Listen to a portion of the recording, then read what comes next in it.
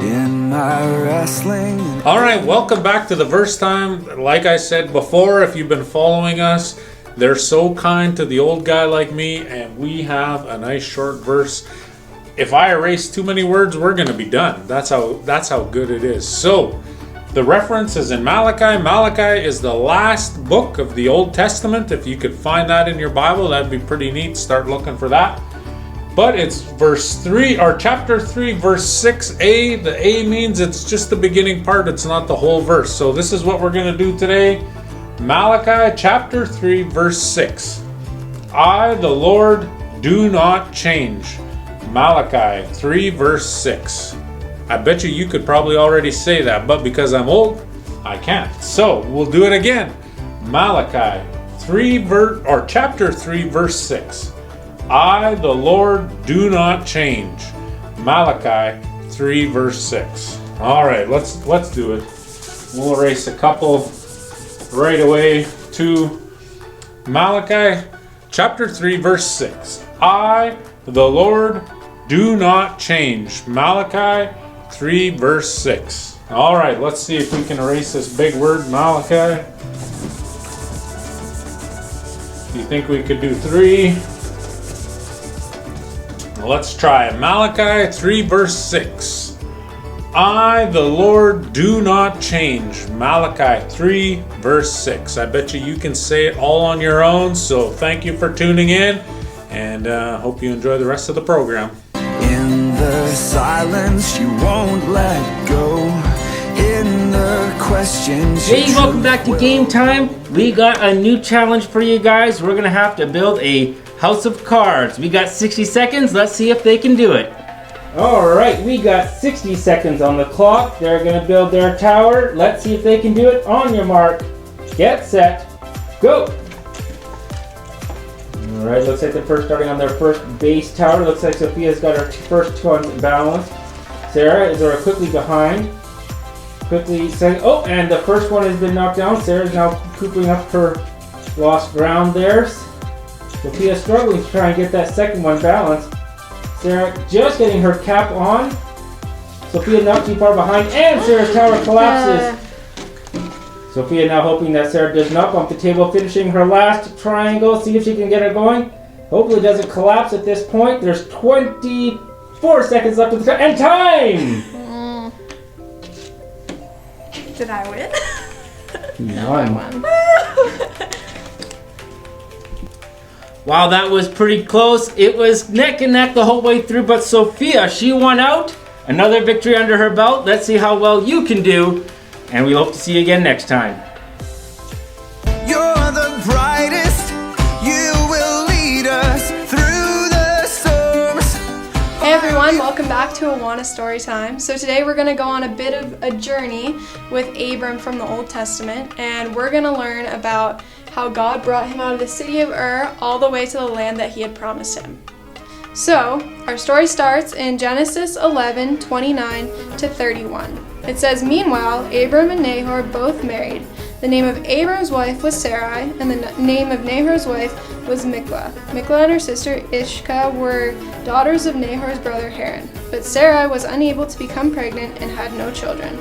One day, Terah took his son Abram, his daughter-in-law Sarai, and his grandson Lot, and moved away from the Ur of the Chaldeans. So, in the beginning of our story, Abram and some of his family moved from the city of Ur all the way to the land of Haran. So, I'll show you where that is on our map here.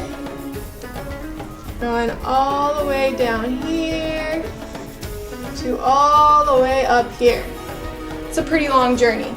So I'm gonna start walking there, and I'll meet you guys in Haran, okay? Alright, so we made it all the way to the city of Haran. So, in Haran, Abram and his family lived for quite a few years. But what happened was the people in the city of Haran were worshiping false idols, which means that they were worshiping things that they had made with their own hands and not God. So, In Genesis 12, verses 1 and 2, the Lord said to Abram, "Leave your native country, your relatives, and your father's family, and go into the land that I will show you. I will make you into a great nation. I will bless you and make you famous, and you will be a blessing to others."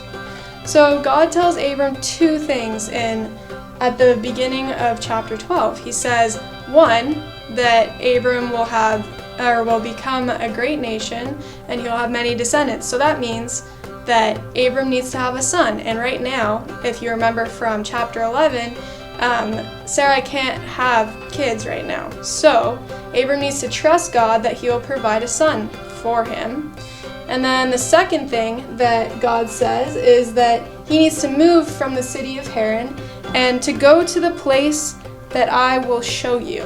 So if you see there, God doesn't tell Abram where he's going. He doesn't say, "Hey Abram, pack your bags, we're going to Disney World." He doesn't say that. He doesn't say, "Hey Abram, we're gonna go on a weekend trip. Pack your stuff." He says, "Leave the city of Haran and go where I'll show you." So Abram had to trust God that he would bring him to the right place. So I will meet you at the next place. It's called Canaan. I'll see you there. Alright, I just made it to the land of Canaan. So I'll show you where it is on the map before we go any further. Going all the way down here. So that's quite a long ways to travel when you don't know where you're traveling to. So one more thing is that we have to remember is that Abram's nephew Lot went with him to the land of Canaan. So now Abram, Sarai, and Lot are in the land of Canaan, and all of their herds, because Abram and Lot are both very wealthy herdsmen. They have a lot of sheep, a lot of cattle. And so what happens is they have too much livestock for the space that they have. And so Abram's herdsmen and Lot's herdsmen, they start fighting between themselves, and it's just not a good situation. So Abram says to Lot in chapter 13, verse 8, "Let us not allow this conflict to come between us or our herdsmen. After all, we are close relatives. The whole countryside is open to you. Take your choice of any section of the land you want, and we will separate. If you want the land on the left, then I'll take the land on the right. If you prefer the land on the right, then I'll go to the left." So I'm going to take a little walk, and I'm going to show you what the land on the left and the land on the right look like, and we'll see what choice Lot makes.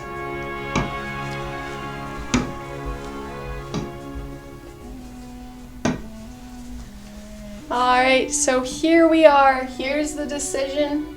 On the one side, we have the land of Canaan, which, as you can see, is mountainous. It's not got as much plants for the sheep or the livestock. And then on the other side, we have the Jordan Valley, which looks very fertile. It looks really nice.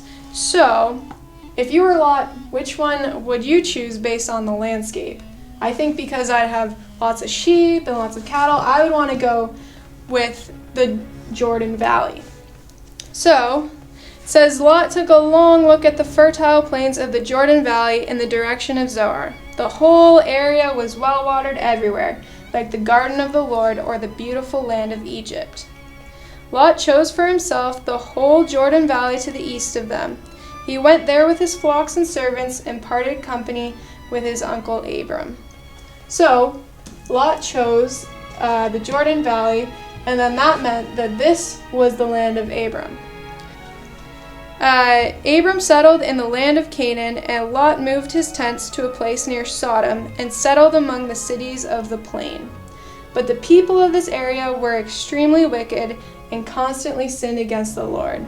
So although the Jordan Valley looked so nice and fertile, it actually wasn't the wisest choice for Lot to take, because the people there that were living there were not doing what the Lord wanted them to do.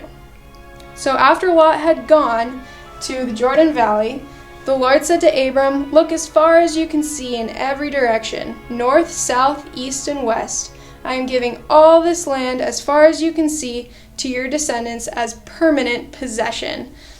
And I will give you so many descendants that like the dust of the earth they cannot be counted. Go and walk through the land in every direction, for I am giving it to you." So the Lord actually blesses Abram with this land, and he says it will forever, like all your descendants, it will be their land as well. So Lot made his decision based off of his selfish desires, and Abram was actually blessed by the Lord in the end, even though the land might not look as nice. But we're going to learn more about Abram and Lot in the coming weeks, so continue to tune in and come on this adventure with us. All right, see you guys later.